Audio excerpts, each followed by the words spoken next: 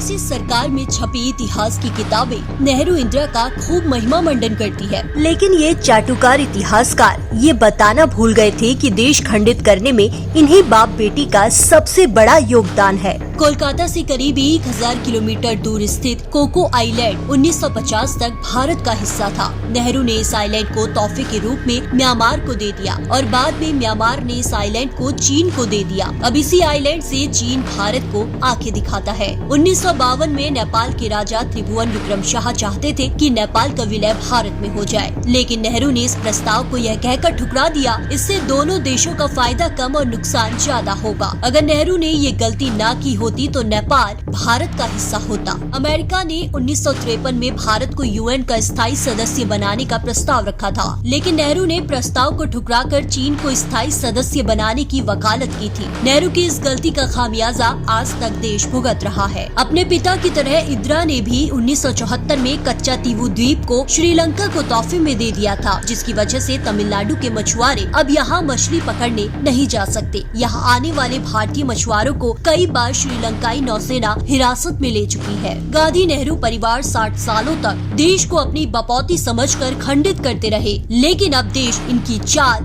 चरित्र और चेहरा पहचान चुकी है। इसीलिए पूरा देश कर रहा पुकार, अब की बार 400 पार।